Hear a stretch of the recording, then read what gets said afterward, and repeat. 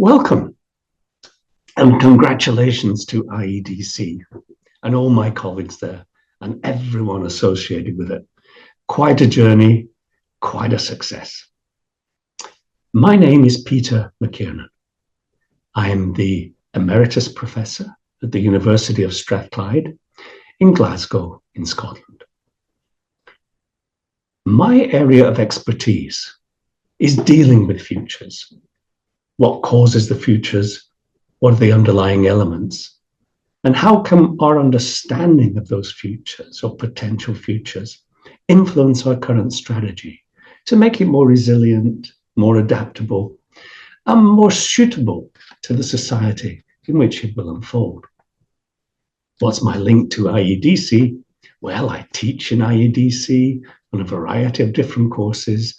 I research in IEDC, including the original project on the hidden champions that was very influential in Central and Eastern Europe. And also I supervise research in IEDC. So I'm an integral part, hopefully, of the past existence and maybe of the future. What do I like to talk about today to see if I can add value to those webinars my colleagues are putting together? Well, my colleagues are putting together a number of webinars on the trends, the influential trends that go out to the future that might help you understand better how the future might unfold and lead your organizations, perhaps in a more informed way.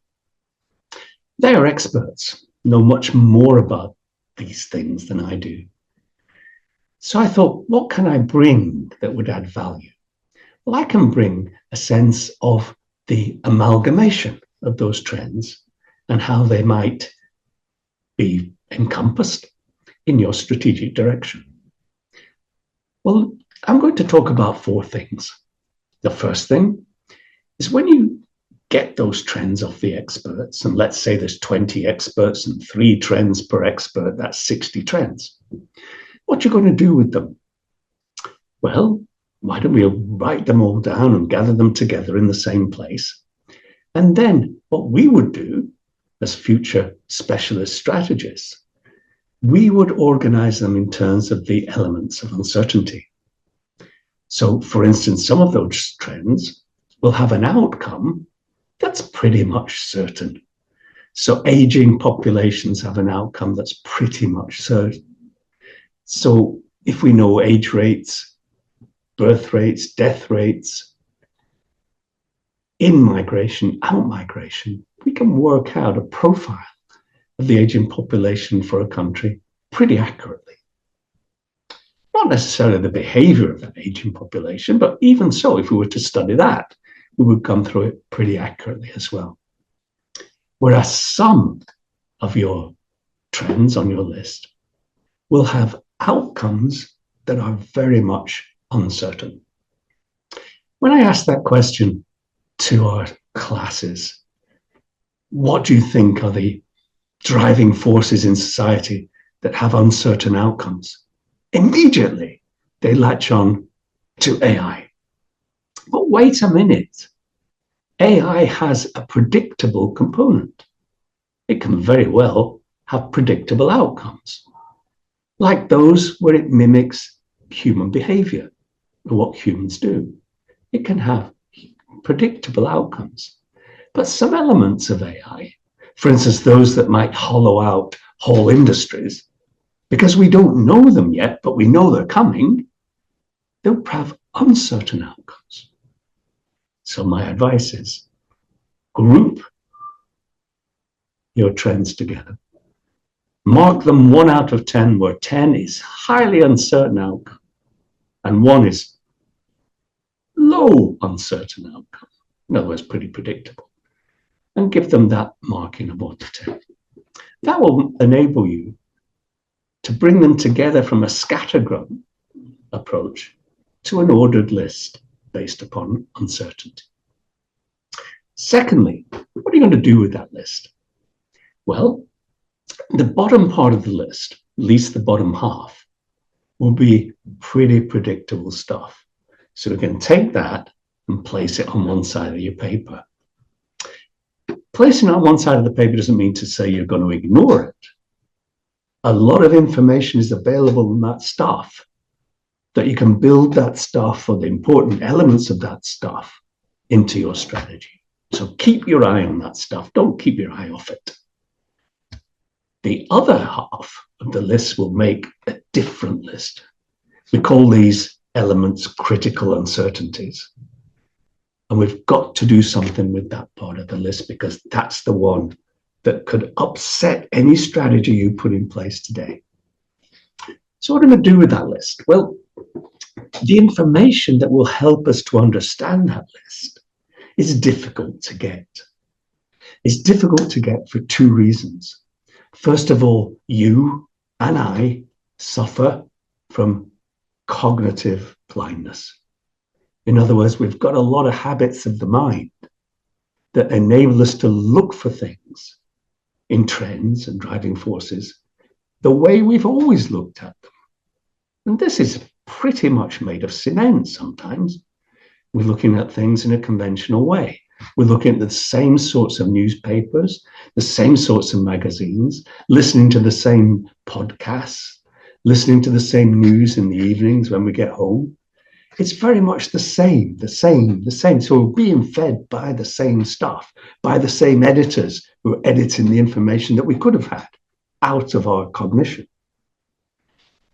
Our cognition is also formed and framed by the way we were brought up, our educations, our families, our religions, our national cultures, as it were. And it frames the way we look for stuff. Well, this part of the list of critical uncertainties doesn't respond to that convention. It needs us to look at things in a different way. Look in different places for the information to unfold. Look in the grey literature that's hiding away in the corridors of power in the EU, for instance. That published reports are not yet out on that. They belong to the list on the left-hand side. We can get that information. It's the stuff that's going through at the moment that's in the R&D laboratories. How do we get access to that? How do we think differently to overcome our cognition? Well, there are lots of ways that we can try to do this. I try to look at what's available to us and what we don't see easily. And I picked up an article recently in an Australian current affairs magazine that I wouldn't normally look at. But wow, it gave me something. Half the world's largest cities in high water stress areas. In other words, the supply of the water is not enough to cope with demand. And it says, and I quote, that Beijing, New York, Los Angeles, Rio de Janeiro, Delhi are at extreme stress. London, Bangkok, and Jakarta, right up there. So how's that going to play out? Now, sure, we could say, well, it's going to be linearity. It's going to be high stress. Therefore, they're going to have to look elsewhere for water. And people will suffer because of the lack of water. But some of those cities will recover and find different ways to do it. Others will fall into that linear trap.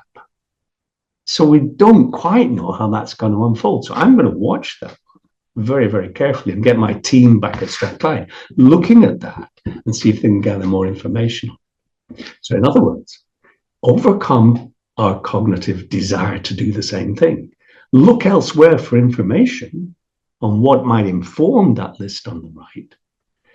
Read differently, talk to different people, understand things in a different way, think differently, and most important, do differently. Do things differently.